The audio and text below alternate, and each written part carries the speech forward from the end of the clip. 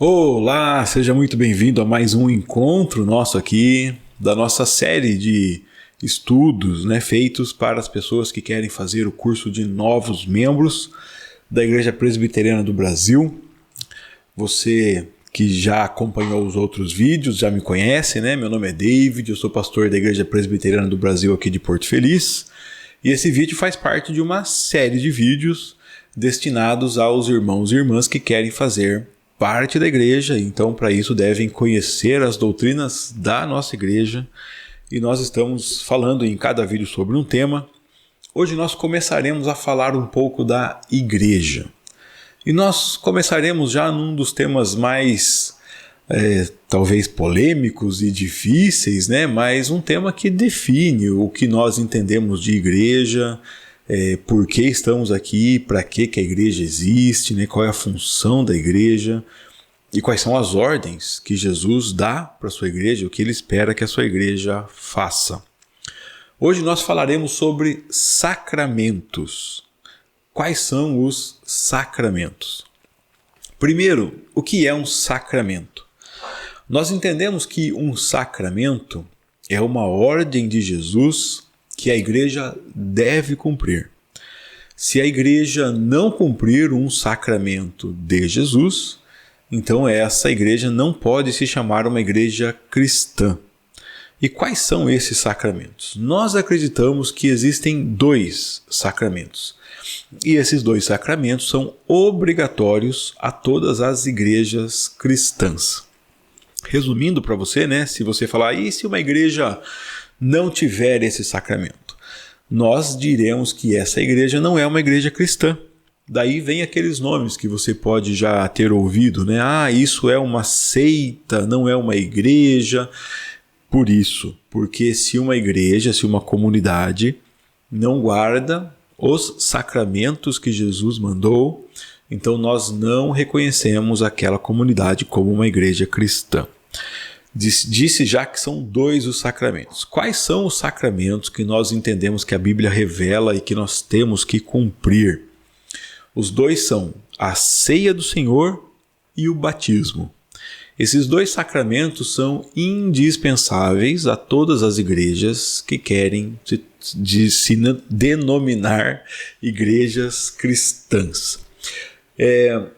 Esses sacramentos devem ser cumpridos, mas as igrejas precisam cumpri-los da mesma forma?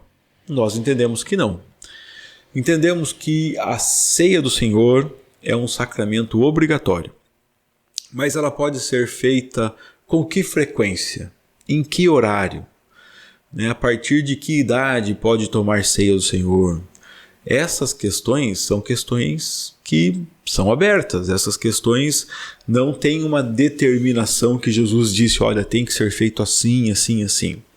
Então nós entendemos que uma igreja pode celebrar a ceia do Senhor todos os dias, pode celebrar uma vez por semana, pode celebrar uma vez por mês, pode celebrar uma vez por ano, pode celebrar quando achar mais apropriado, e ela celebrará a ceia do Senhor, cumprirá o sacramento, Quais são os elementos da ceia do Senhor? Jesus celebrou a ceia com pão e vinho.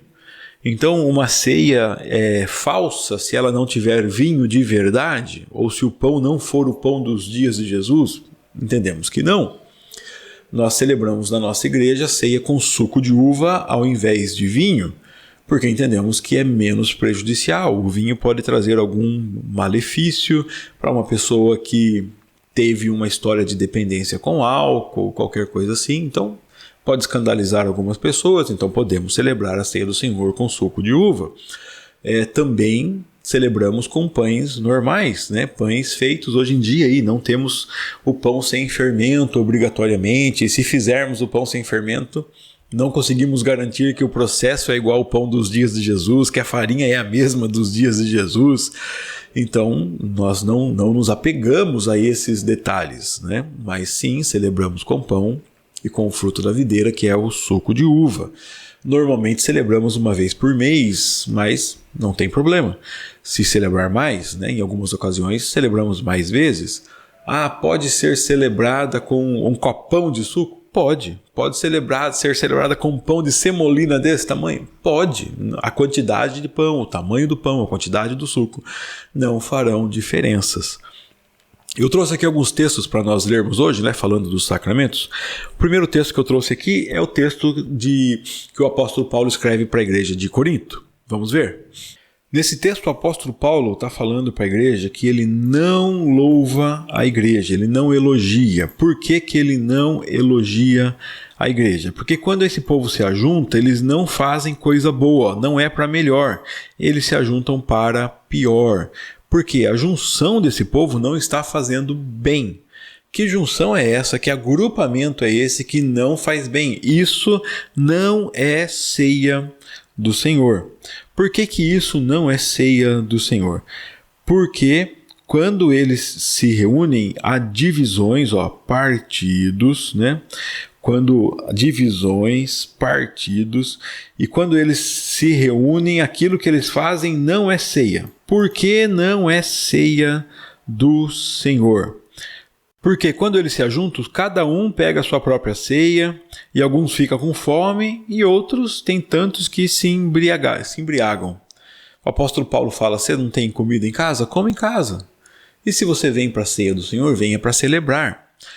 O que eu enxergo nesse texto é uma cena como se fosse um piquenique, né? Que a gente faz de vez em quando aí. Daí você leva o seu refrigerante bom no piquenique e o outro leva um refrigerante de marca menor. Você fala: não, eu vou tomar o meu, o outro que tome o dele. Eu vou comer o que eu trouxe, o outro não faz parte da minha vida, com o outro eu não divido. Então ele fala: isso é uma família? Isso é comunhão? Isso é ceia? Não. Um está embriagado de tanto vinho que levou, e o outro está com fome, porque não tinha como levar nada e não pôde levar nada. E isso, quando se reúnem, há divisões, Paulo fala, isso não é ceia. Então ele fala o que é ceia. O Senhor toma o pão, né? O Senhor Jesus, e Paulo diz que Jesus entregou para ele isso. Na noite que foi traído, ele tomou o pão, tendo dado graças, partiu. E diz que é o corpo dele que é dado e que nós devemos fazer isso em memória dele. Depois tomou o cálice, disse: cálice da nova aliança do meu sangue, e fazer isso todas as vezes que beberdes em memória de mim. A ceia, ela vem da partilha, vem da comunhão. Porque todas as vezes que nós fazemos isso, que comerdes o pão e bebemos o cálice, nós anunciamos a morte do nosso Senhor. E anunciamos isso até que ele venha. Por isso, então, que a ceia tem uma finalidade, e quem não entende essa finalidade, é aquele que come o pão ou bebe o cálice do Senhor indignamente, é réu desse corpo e do sangue do Senhor. Por isso o homem deve examinar a si mesmo. Examinar e comer. Examinar e beber.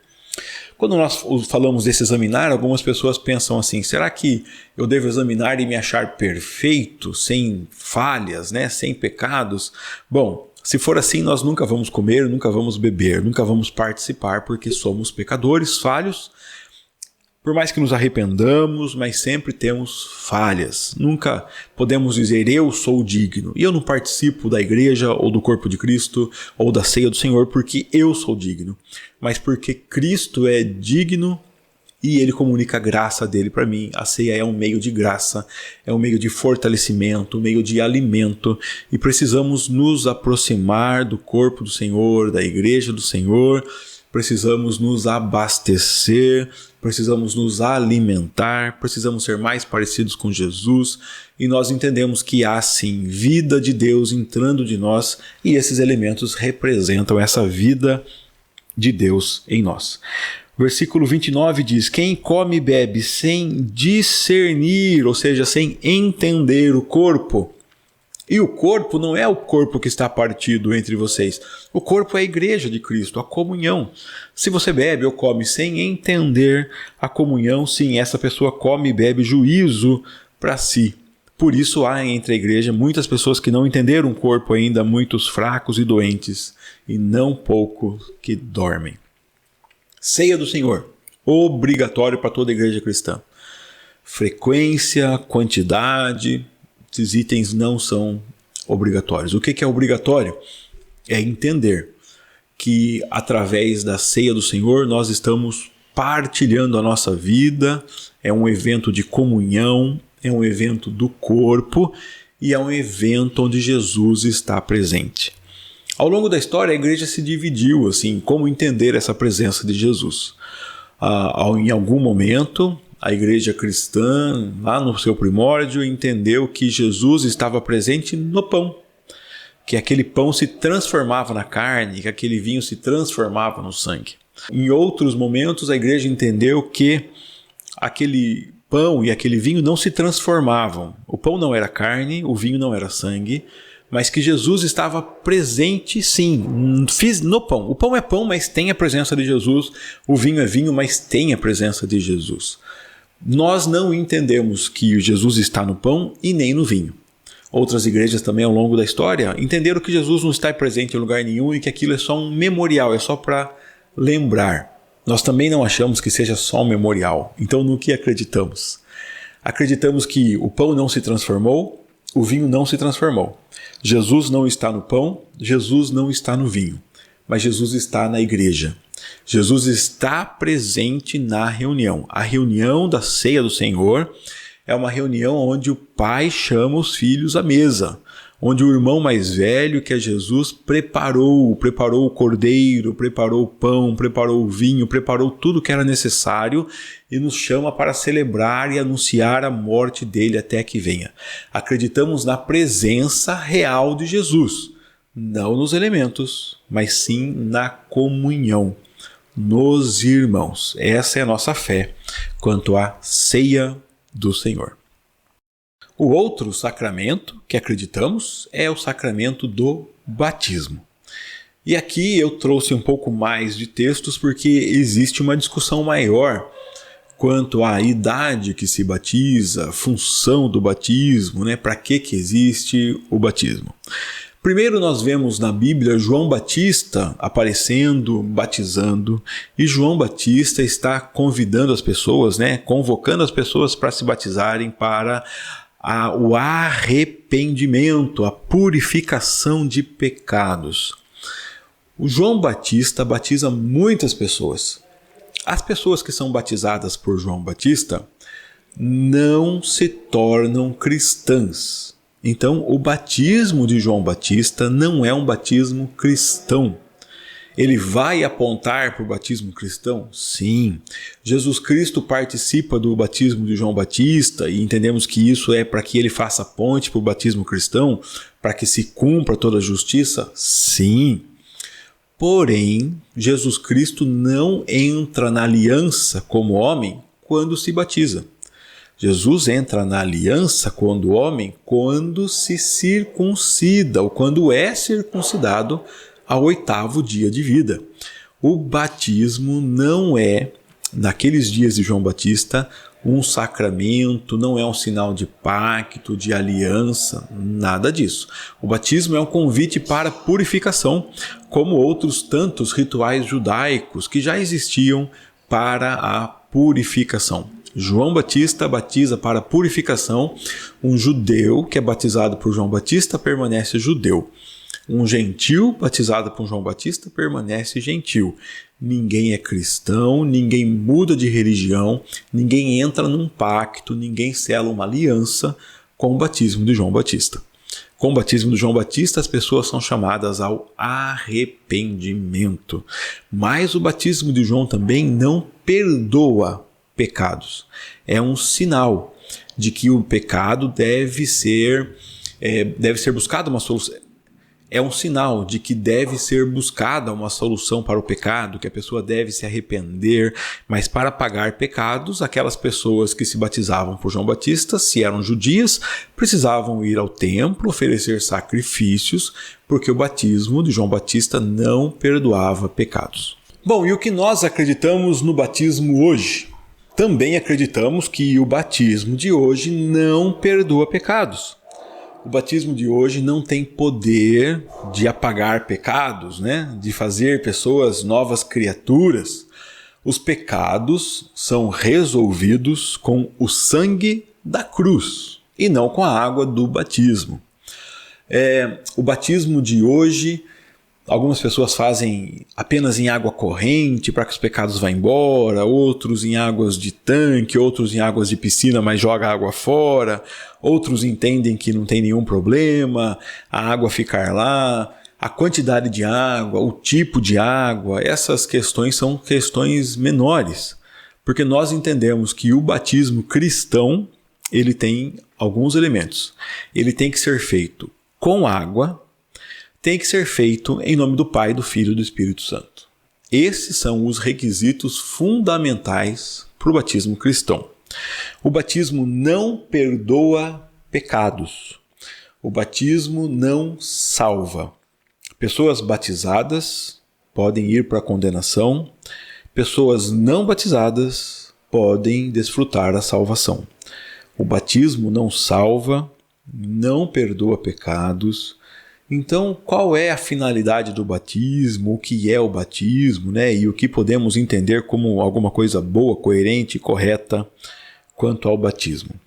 Eu quero começar aqui com um texto que não fala sobre batismo. Mas sempre que pensamos em batismo, pensamos em idade de batismo, temos um problema com as crianças. Então, em que idade podemos batizar? Algumas pessoas dizem que nós devemos batizar apenas adultos, pessoas que conseguem manifestar o seu arrependimento, né, para que possam se arrepender, como se o batismo fosse para arrependimento de pecados, né, ainda como o batismo de João, ou como se o batismo fosse para perdão de pecados. Algumas pessoas acham até que crianças são inocentes e não pecaram, então como as batizaríamos? Então é necessário ter o que chamam aí de idade da razão para que essa pessoa faça isso conscientemente. O batismo e a ceia são sacramentos que vêm de sacramentos anteriores. O batismo e a ceia são apenas atualizações que Jesus faz da circuncisão e da Páscoa. A Páscoa se transforma na ceia do Senhor e a circuncisão se transforma no batismo.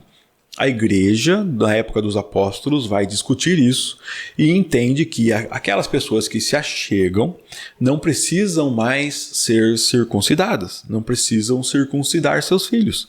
Precisam ser batizadas e precisam batizar seus filhos. Não precisam mais obrigatoriamente um não-judeu celebrar a Páscoa, mas ele precisa celebrar a ceia do Senhor. Então, esses sinais, aí, esses novos sinais dos mesmos sacramentos eternos, né? Quando Jesus institui a Páscoa, é um sacramento perpétuo. Quando institui a circuncisão, é um ordenamento perpétuo. Mas a forma, o sinal muda dessa mesma aliança perpétua.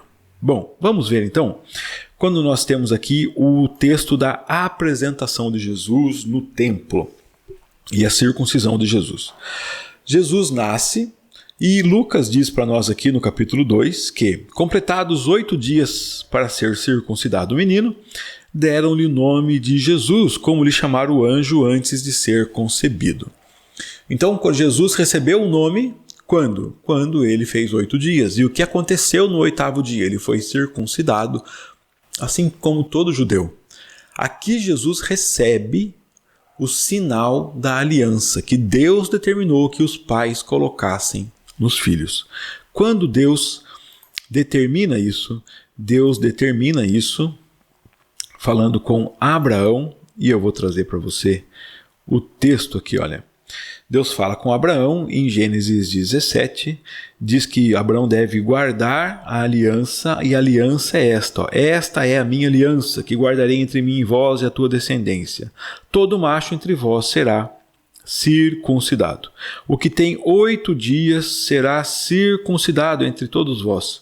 Todo macho de vossas gerações, tanto escravo, nascido em sua casa, como comprado a qualquer estrangeiro que não for da tua estirpe. Com efeito será circuncidado o nascido em sua casa e o comprado por teu dinheiro. Minha aliança estará na vossa carne, e será aliança perpétua. O incircunciso, que não for circuncidado na carne do prepúcio, essa vida será eliminada do seu povo, porque quebrou a minha aliança. Qual o sinal de que tem a aliança de Deus? Circuncisão. Você lembra que os judeus usam inclusive esse termo, né, da incircuncisão como um xingamento. Quem lembra da história do pequeno Davi que vai enfrentar o Golias, e quando Davi quer xingar Golias, ele fala: quem é esse incircunciso para falar do Deus eterno? Nós carregamos a marca de Deus, nós somos circuncidados e pertencemos a Deus. Deus faz um pacto com Abraão falando: eu sou o Deus de vocês e vocês são o meu povo. Eu cuido de vocês e vocês mantêm um pacto comigo, recebem a marca de pertencimento, que é a circuncisão. Então, circuncisão é uma marca de pertencimento e Páscoa é uma festa que comemora a libertação. Por isso, quando nós vemos essa atualização, o batismo se torna uma marca de pertencimento e a ceia do Senhor uma festa de celebração que comemora a libertação. Então, depois de ser circuncidado, Jesus é apresentado no templo. É o que temos aqui, ó, a apresentação de Jesus no templo, né? Isso aqui não é texto bíblico, é um texto da equipe que organiza a Bíblia, mas vamos ler o que o texto bíblico diz. Passados os dias da purificação deles, segundo a lei de Moisés, levaram-no a Jerusalém para apresentarem ao Senhor, conforme está escrito na lei do Senhor: todo primogênito ao Senhor será consagrado, para oferecer um sacrifício segundo o que está escrito na referida lei: um par de rolas ou 2 pombinhos. Passou os dias da purificação deles, segundo a lei de Moisés, e eles têm que ir para cumprir a lei de Moisés. A primeira pergunta que nós deveríamos fazer, né, ao ler esse texto é: que lei é essa? E a sua Bíblia vai ter, assim como a minha tem aqui, ó, letras, né? Lei de Moisés, então vai ter uma letra aqui te levando para Levítico 12. Depois aqui apresentação ao Senhor, a história de Ana apresentando em 1 Samuel. Todo primogênito será consagrado, né? Êxodo 13. O que esses textos dizem?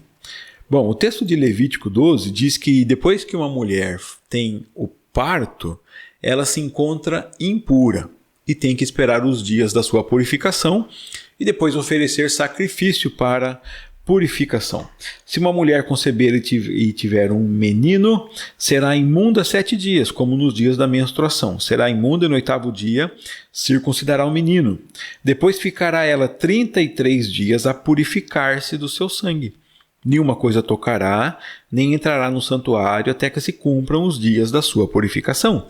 Cumpridos os dias da purificação. O que quer dizer isso? Ela ficou 7 dias, Maria, né? Ficou 7 dias impura após o parto, circuncida o menino no 8º e ela mantém 33 dias após os 7 da impureza de purificação. Passados os dias da purificação, ou seja, 40 dias após o parto, Maria vai até o templo oferecer o sacrifício da sua purificação. Qual é o sacrifício da purificação? E cumpridos os dias da sua purificação por filho ou filha, trará o sacerdote um cordeiro de 1 ano por holocausto e um pombinho ou uma rola por oferta pelo pecado, à porta da tenda da congregação. O sacerdote oferecerá perante o Senhor e pela mulher, fará expiação e ela será purificada do seu fluxo de sangue. Esta é a lei da que der à luz menino ou menina. Então ela deve levar um cordeiro e uma pombinha. Mas tem uma condição aqui.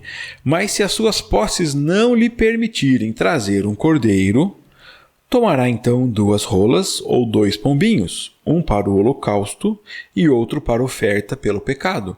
Assim o sacerdote fará expiação pela mulher e será limpa. Então Maria está nessa condição ainda de não ter o dinheiro. É um assunto para outra conversa, mas entendemos que nesses 40 dias ainda após o parto, os magos não haviam chegado com os presentes para Jesus e eles estavam na mesma situação do nascimento de Jesus, sem ter condições financeiras. E por isso ela leva então a oferta que só é permitida aos pobres, 2 rolinhas ou 2 pombinhos. Mas além da purificação do parto, Maria está dando à luz ao seu primogênito. E quando se fala do primogênito, né, como nós vimos aqui no texto de Lucas, todo primogênito ao Senhor será consagrado. Que texto é esse? Aqui é o texto de Êxodo 13. Depois da saída do povo do Egito, os primogênitos morreram e os primogênitos que estavam vivos pertenciam ao Senhor. E o Senhor cria então um método de que os primogênitos são dele e deve ser consagrado a ele. Consagra-me todo primogênito, todo que abre a madre da sua mãe entre os filhos de Israel, tanto de homens como de animais, é meu. Moisés vai explicando, dizendo que eles devem celebrar as festas, comer pães asmos, e depois ele volta a explicar a situação dos primogênitos. Quando o Senhor te houver introduzido na terra dos cananeus, como te jurou a ti e a teus pais, quando te houver dado, apartarás para o Senhor todo que abrir a madre e todo primogênito dos animais que tiverdes. Os machos serão do Senhor. Porém, todo primogênito da jumenta resgatarás com o cordeiro.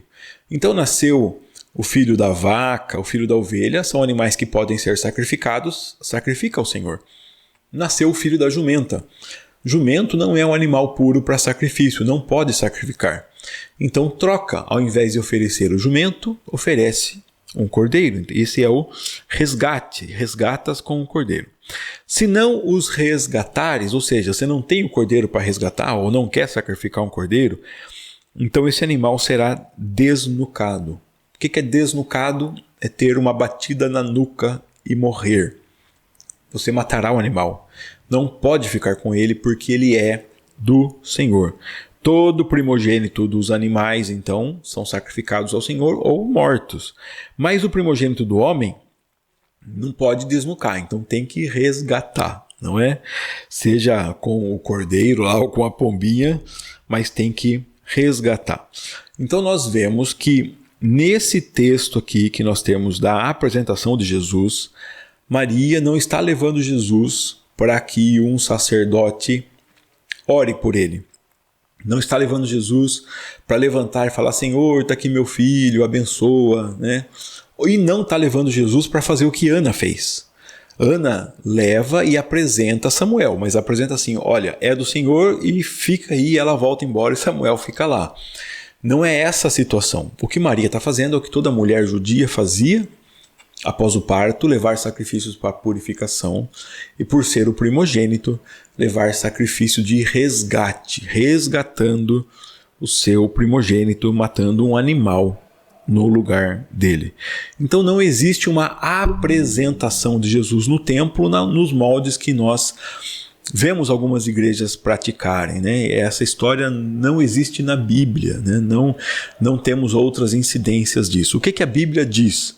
Antes de Jesus, circuncisão. Após Jesus, batismo. Mas temos um problema também. O batismo ali, nós não temos a evidência clara de que crianças são batizadas. Nós não temos escrito assim, Jesus batizou essa criança, Ou os apóstolos batizaram essa criança. Nós temos algumas evidências, que a circuncisão não é mais praticada e é praticado o batismo no lugar dela. Para um judeu que circuncidava ao 8º dia, a pergunta é, ele batizaria seu filho quando? Para um judeu que ouviu Deus trazendo sérias punições para o povo que não circuncidava seus filhos depois do 8º dia, ele batizaria seu filho quando? Por exemplo, Moisés. Moisés tem um encontro com Deus na sarça ardente, Deus fala para ele, vá lá no Egito libertar meu povo, e ele pega e vai. Só que ele não circuncidou os filhos, e Deus encontra com Moisés no meio do caminho e quer matá-lo. E nessa situação aí, Zípora, esposa de Moisés, ela circuncida os filhos, joga o prepúcio ali na briga que está tendo entre Moisés e um anjo do Senhor. Então, aquele tormento acaba, porque os filhos de Moisés foram circuncidados. Olha que coisa séria. Deus mandou colocar a marca de pertencimento dele nos nossos filhos. Não é para perguntar se o filho queria, não é para esperar se o filho ter idade. No 8º dia você declara que o seu filho é meu. E se ele não seguir a Deus quando crescer? Vai ser um outro problema, mas a obrigação do pai, segundo a lei do Senhor, é ensinar a criança no caminho que deve andar. É dizer para o teu filho quem é o Deus dele. Assentado, andando pelo caminho, deitado, conversando em todo o tempo, ensinar quem é o Deus da sua família e dizer para os seus filhos que eles pertencem a Deus, que eles recebem a marca de Deus. Quando eu batizei minha filha, eu não esperei ela querer pertencer a Deus. eu disse para o Senhor que ela pertencia a Ele. E uma vez alguém perguntou para mim, e se sua filha se desviar dos caminhos do Senhor? Dá vontade da gente ser bem pentecostal naquela hora e gritar que ele está amarrado, né? Mas eu falei para ele, olha, se ela, que Deus a livre disso, mas decidir afastar-se de Deus é uma decisão que pode surgir dela, que Deus a livre, né? Eu peço que Deus a livre mesmo. Mas decidir conhecer a Deus ou decidir apresentar a ela quem é Deus é uma decisão minha. E eu decido fazer isso. Eu declaro que ela é de Deus. Eu declaro que a vida dela pertence a Deus. Eu ponho na vida dela a marca da aliança de Deus.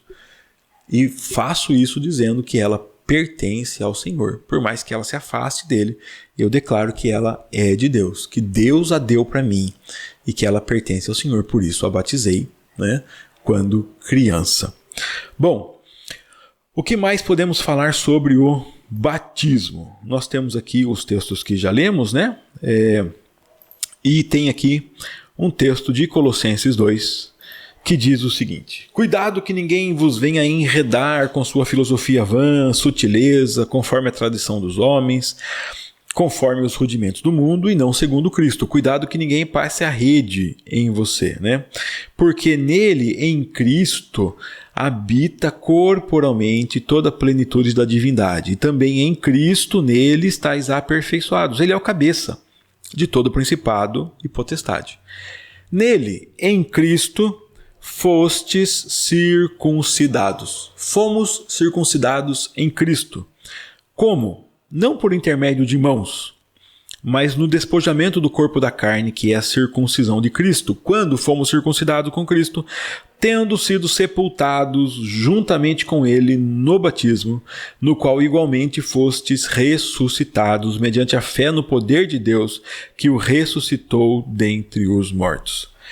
E a vós outros que estáveis mortos pelas vossas transgressões e pela incircuncisão da vossa carne, vos deu vida juntamente com ele, perdoando todos os nossos delitos. Cristo diz que a nossa circuncisão acontece com ele. Não acontece com uma operação, uma intervenção cirúrgica. Não acontece na nossa carne. Mas acontece quando morremos com Cristo e ressuscitamos com Cristo, quando temos uma nova vida, negamos a nós mesmos, matamos nossa carne, nosso corpo, nossa vontade e nasce em nós a vida de Cristo. E a marca disso é o batismo. Então, como eu quero aqui simplesmente passar as informações, né, para que você pense, analise, para a gente conversar depois, eu quero que você pense nesses textos. Pense que o batismo é um sacramento que vem da circuncisão, né? Eu, por acaso, assim, quando fiz a minha monografia na época do seminário, eu falei sobre salvação. E falando sobre salvação, eu tive que pensar em vários temas, né? A salvação de pessoas deficientes, que não conseguem falar, que não conseguem expressar vontade, crianças. E comecei a pesquisar sobre várias coisas. E uma das pesquisas que eu fiz foi ir até os primeiros reformadores, né, pensando lá como que eles tratavam essa questão do batismo de crianças, até porque historicamente, né, o batismo que exclui as crianças é uma coisa mais nova na história. A igreja tradicionalmente já batizava crianças e aí eu fui ver o que diziam os teólogos de teologia sistemática mais antigas, né? E a surpresa minha foi que eu encontrei muito pouco sobre isso, porque eles falavam basicamente o seguinte: Deus instituiu a sua marca, seu pacto. Colocou as crianças no pacto. Criança entra no pacto com 8 dias de vida. Está no pacto. Depois Deus muda o sinal do pacto. Não é mais circuncisão, mas é batismo. E não tira as crianças. Então que direito tem o homem de tirar? Inclusive, a Páscoa tinha um sinal para as crianças. Quando seu filho perguntar por que vocês celebram isso, use isso para ensinar. Para ensinar que um dia fomos escravos, hoje somos livres, não é? O pacto de Deus envolve crianças. Então pense nesses textos. O que eu posso falar ainda além do batismo, o que eu posso falar ainda mais do batismo é que nós praticamos o batismo com água em nome do Pai, do Filho e do Espírito Santo. Existem algumas formas de fazer isso, né? Pode imergir a pessoa na água, pode pegar um balde lá, né? Uma jarra e jogar sobre a pessoa, ou pode pegar um pouco de água e derramar sobre a pessoa, que é o nome que chamamos de aspersão. Existe uma dúvida de como a Bíblia, como o batismo acontecia nos tempos bíblicos, né?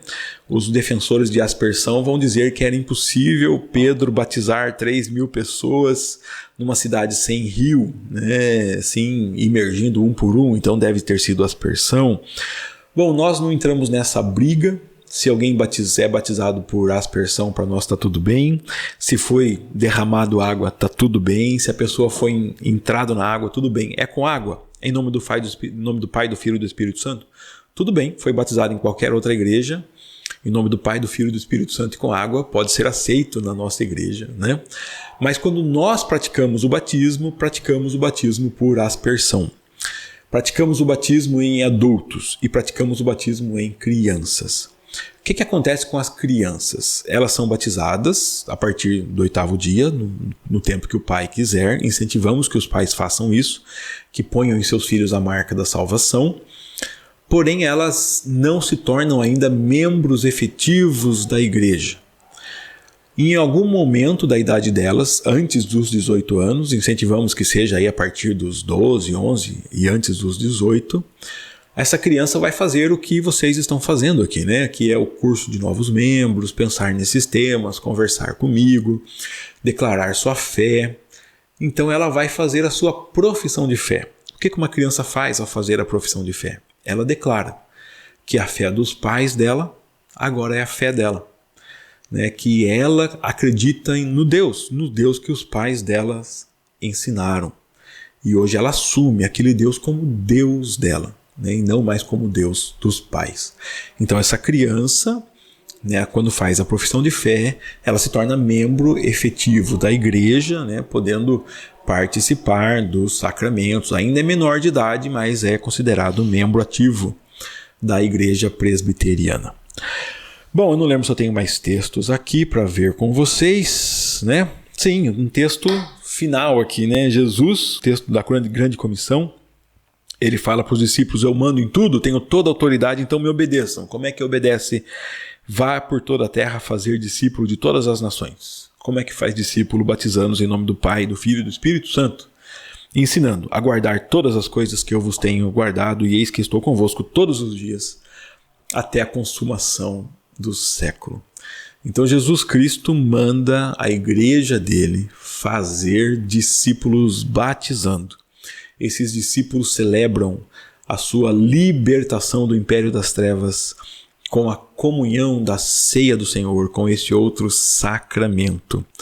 E assim nós entendemos e fechamos o nosso assunto hoje. Olha, muito corrido, muito rápido, mas eu entendo que com tudo que é necessário para que você comece a pensar, de repente levante dúvidas e traga para mim, para a gente ir conversando. Ou se você está assistindo esse vídeo e pertence a alguma outra igreja e surgiu dúvidas, vai falar com seus líderes, com seu pastor, leia mais a Bíblia, pesquise mais esse assunto, tem muita informação por aí, boa informação na internet sobre ceia, sobre batismo infantil, né? Se você quiser procurar na internet o batismo infantil, o nome que você deve digitar é pedobatismo, P-E-D-O batismo, pedobatismo, que é o batismo de criança, e você vai ter muita informação aí nesses vídeos, tá bom? Aguardo você então na nossa conversa pessoal. Espero que tenha sido um vídeo rápido e explicativo, estou tentando fazer isso e a gente tira todas as dúvidas aí pessoalmente. Um grande abraço, Deus te abençoe e até o nosso próximo encontro, se Deus quiser.